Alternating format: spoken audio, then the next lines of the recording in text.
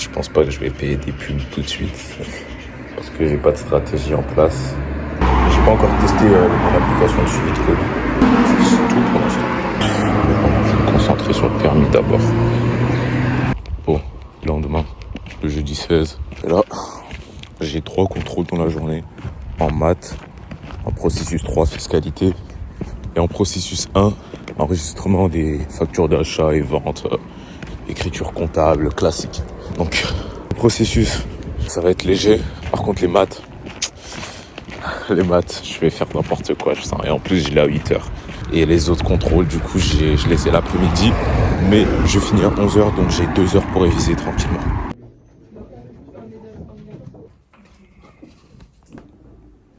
Ça fait 2 échecs. 2 échecs. Sur une erreur bête. What's up les gars? Bon, c'est le soir là, il est 19h54. Je vais faire un petit résumé de ma journée. Et je vais un peu vous expliquer les galères par lesquelles je suis en train de passer. Je vais bégayer un peu, j'ai pas préparé le speech, donc c'est pas grave. Alors pour commencer, déjà aujourd'hui j'avais 3 contrôles. Mais ça je l'ai dit au début de la vidéo. J'avais maths, P3 qui est fiscalité, donc TVA, tout ça. Et processus 1 qui est juste enregistrement des factures d'achat, factures de vente. C'est la comptabilité quoi. Les maths j'ai foiré. Processus 3 j'ai fait une erreur de merde. Et processus 1, j'ai géré, mais au début je commençais à faire de la merde, mais après à la fin je me suis rendu compte des erreurs que je faisais.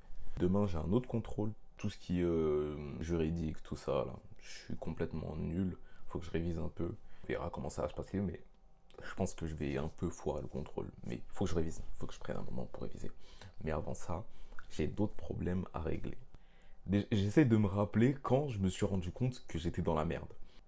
Oui, je voulais aller voir mon business plan, pas mon business plan, mais je vais l'appeler business plan. Là, j'allais même pas forcément parce que j'avais perdu la vision ou quoi que ce soit, je me suis disais juste, bon, j'ai envie d'aller revoir ce que j'ai noté là-bas. J'y vais, et là, je vois qu'il y a un de mes comptes Google qui ne fonctionne plus. Et ce compte Google-là, c'est le compte de ma micro-entreprise. Donc, si je perds accès à ma micro-entreprise, je suis dans la merde, tout simplement. Même si j'ai enregistré les documents, pour faire la déclaration d'impôt chaque mois, ça va être l'enfer. Sachant que moi, je la fais chaque mois et pas une fois tous les 3 mois. Je suis en panique, je suis en plein cours. Déjà, ça m'avait fait la même chose sur l'un des comptes que je voulais créer pour publier du contenu dessus. C'est pour ça que j'avais fait cette vidéo. Et là, ça me le fait en fait sur un compte que j'utilise depuis déjà presque 1 an et qui m'est vraiment utile. Donc là, je suis juste en panique, je suis en cours, je vois mon compte il fonctionne pas, mon accès à l'URSSAF il est complètement bloqué, l'application ne marche pas. L'application ne marche pas. Donc, ce que je fais, c'est que j'essaie de spam les connexions sur Google. Je spam, je spam, je spam, je spam. Et à chaque fois, ça me met le même problème, mon numéro de téléphone.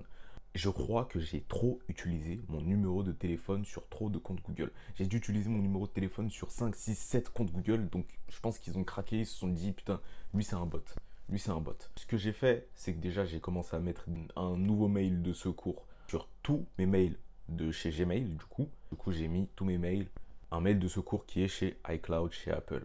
Sur ce truc-là, je suis tranquille. Je risque pas d'avoir un effet de levier sur tous mes mails qui se bloquent, ou s'il y en a un, au moins j'ai un moyen de récupérer tout ça. Là, ce que je vais faire, c'est que je vais probablement m'acheter une eSIM. Je vais prendre un abonnement eSIM parce que même si j'ai pas de fric, je suis obligé de faire ça parce qu'en fait, sinon, je vais juste me mettre dans la merde. Ça, c'est ce que je vais faire. Par contre, j'ai réussi à retrouver l'accès à mon compte de l'URSSAF. J'ai réussi à me connecter donc en utilisant le numéro de sécurité sociale et mon mot de passe il fonctionnait, donc tout allait bien. Je suis allé via internet parce que l'application ne marchait pas.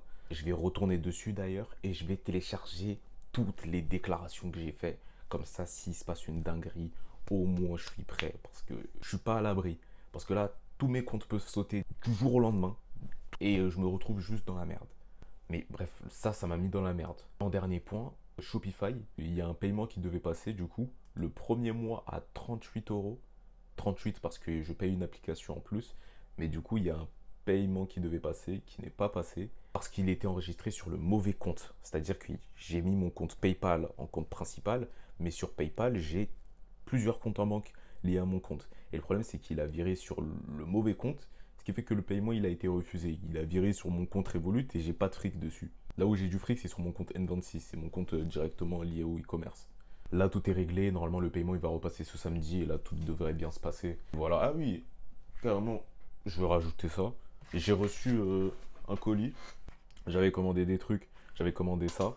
C'est des patchs pour les boutons parce que on ne voit pas, mais j'ai des boutons partout sur le visage. J'ai commandé ça.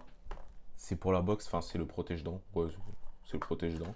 J'ai commandé de l'huile de coco parce qu'en fait j'ai trop d'imperfections sur mon visage comme j'ai dit. Donc j'ai commandé ça pour les boutons et en même temps j'ai pris de l'huile de coco pour le visage et aussi pour les cheveux parce que je trouve qu'ils sont pas assez hydratés.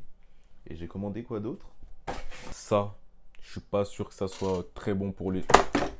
Oh merde. Je suis pas sûr que ça soit très bon pour les cheveux ça. Sachant que j'ai commandé de l'huile de coco et c'est tout aussi protecteur.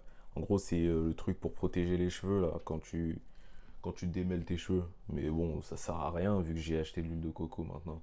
Et puis j'ai vu que l'huile de coco avait les mêmes effets. Donc j'ai commandé ça pour rien. Peut-être je le refilerai à ma soeur si elle vient un jour. J'avais commandé aussi une batterie externe, mais bon, elle était plus disponible. Du coup, ils ont annulé le truc, ils m'ont remboursé. Ouais, là, bon, j'ai assez parlé. Je vais aller manger. Je vais commander la eSIM là. Donc on va commander cette eSIM là. En plus, ça coûte pas cher. Je suis chez Bouygues. Chez Bouygues, ça a genre 1,99 €. Et puis c'est tout. Merci d'avoir suivi cette vidéo. On va essayer de publier des vidéos beaucoup plus fréquemment.